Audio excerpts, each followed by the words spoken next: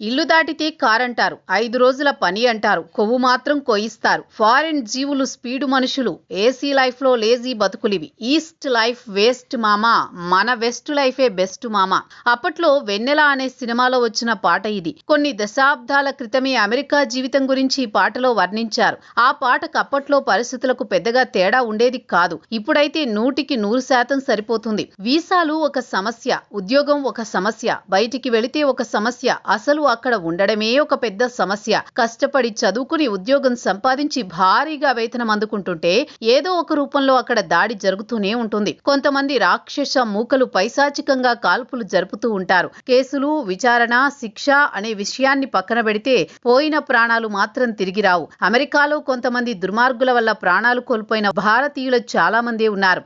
అమెరికాలో విలాసవంతమైన జీవితాన్ని, డాలర్ల వర్షాన్ని ఒకప్పుడు గొప్పగా వర్ణించేవారు. ఇప్పుడు కూడా సోషల్ మీడియాలో అక్కడ జీవితం గురించి రకరకాలుగా రీల్స్, షార్ట్స్ కనిపిస్తూనే ఉంటాయి. కానీ అక్కడ పరిస్థితి అందులో చెప్పినంత గొప్పగా ఉండదు. అమెరికా వెళ్లాలంటే ముందుగా గుండె ధైర్యం ఉండాలి, ఒంటరిగా బతకాలి అనే తెగువ ఉండాలి. ఉదాహరణకి పూణే నగరానికి చెందిన తన్వి పిసల్ అని అమ్మాయి జీవితాన్నే తీసుకుంటే అమెరికా జీవితం ఎంత దారుణంగా ఉందో అర్థమవుతుంది. తన్వి అమెరికాలోని సిలికాన్ వ్యాలీలో యాపిల్ కార్యాలయంలో ప్రతి ఏడాది 1.10 కోట్లు సంపాదిస్తున్నారు. అక్కడ ఆమె యూఎక్స్ డిజైనర్ గా పనిచేస్తున్నారు. యాపిల్ కంపెనీలో ఉద్యోగం ఉన్నప్పటికీ ఆమె మాటల్లో ధైర్యానికంటే భయమే ఎక్కువ కనిపిస్తోంది. పూణే నగరంలో సాఫ్ట్వేర్ ఇంజనీర్ గా ఆమె తన జీవితాన్ని మొదలు పెట్టారు. అప్పట్లో ఆమెకు ప్రతి ఏడాది 3.5 లక్షలు మాత్రమే వచ్చేవి. అయితే ఆమెకు మొదటి నుంచి కూడా సృజనాత్మకత అంటే చాలా ఇష్టం. అందువల్ల డిజైనింగ్ లోకి వచ్చారు. 2021లో అమెరికాలో మాస్టర్స్ చేసేందుకు వెళ్లారు. అక్కడ ఆమెకు ప్రతి సందర్భంలో చేదు అనుభవాలే ఎదురయ్యాయి. తానుండే క్యాంపస్ లో చిన్న చిన్న ఉద్యోగాలు చేయడం కూడా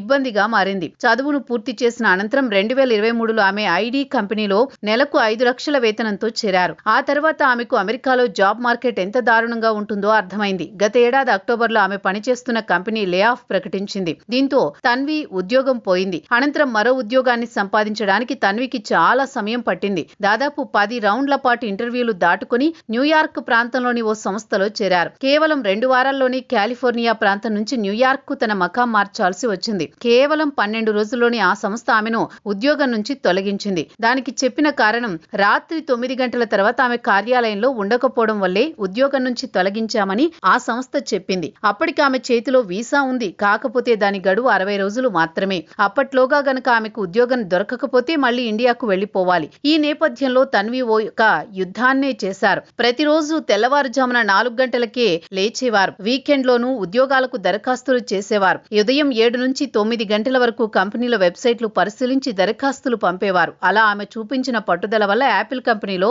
కాంట్రాక్టు పద్ధతిలో ఉద్యోగం వచ్చింది. ప్రస్తుతం ఆమె వార్షిక వేతనం ₹1 కోటి. ఇప్పటికీ ఆమె ఇబ్బంది పడుతూనే ఉన్నారు. హాయిగా ఉందని అనుకోవద్దు. మనుగడ కోసం ప్రతిరోజు పోరాటం చేయాల్సిందే. రేపు ఏమవుతుందో అర్థం కాదు. ఈ రోజు ఏం జరుగుతుందో తెలియదు. కలల స్వర్గం, ఆశల దీపం, డాలర్ల ప్రవాహం, విలాసవంతమైన జీవితం అనే మాటలను కాసేపు పక్కన పెట్టాలి. ఎందుకంటే వాస్తవాన్ని అంగీకరించాలంటే గుండె ధైర్యం ఉండాలి. ఇప్పుడు ఎంత గుండె ధైర్యాన్ని ప్రోధి చేసుకున్నప్పటికీ అంత సానుకూల దృక్పథం కనిపించడం లేదని తన్వి చెబుతున్నారు. దీన్ని బట్టి అక్కడ పరిస్థితి ఎలా ఉందో అర్థం చేసుకోవచ్చు.